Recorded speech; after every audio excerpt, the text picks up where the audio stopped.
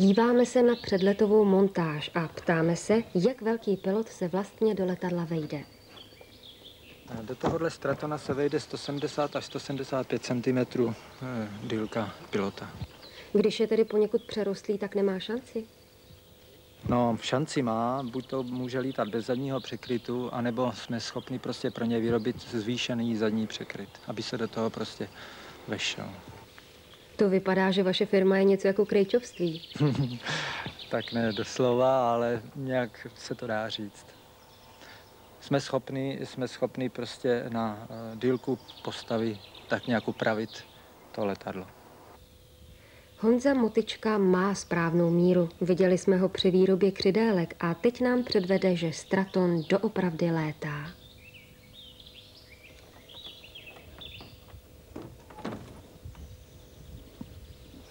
Takže můžeme? Nesmrtelný motor Trabant pohání nejenom automobily, ale dnes už i letadla.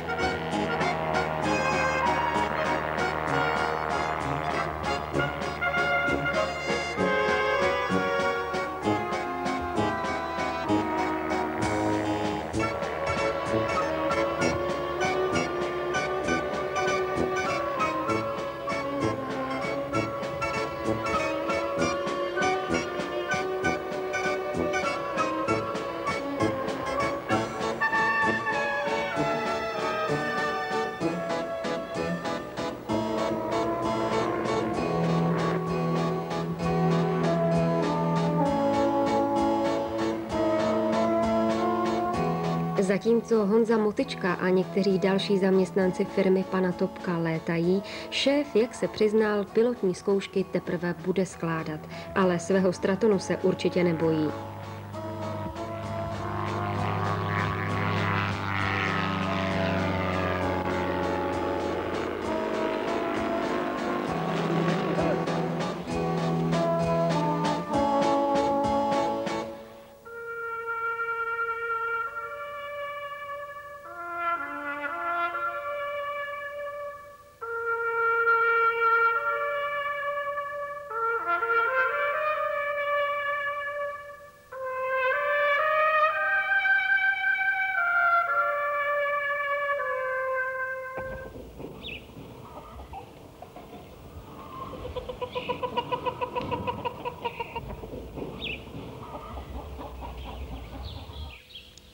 V tomhle domě žije snad nejstarší aktivní pilot v Čechách, Zdeněk Portlík.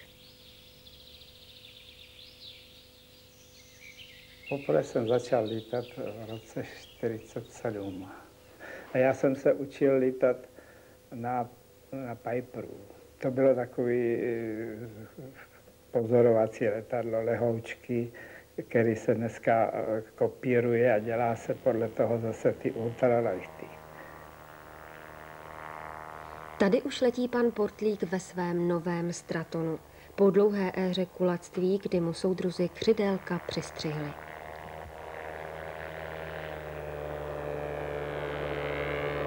Motorově mě zakázali v roce 1950. Pak jsme ještě, když už nás uzemněli s motorovým lítáním, tak jsme ve Skuči lítali plachtařinu asi 2 roky. No pak zasáhli estebáci, někteří piloti byli zavření. Slečna Hofmanová musela dělat místo maturity, šla do cihelny a za mnou chodili estebáci, že prostě nejdřív přišli pro průkaz. Já jsem říkal, já ho mám na letišti ve Skuči, já ho doma nemám, zapřel jsem ho. Doufal, že budu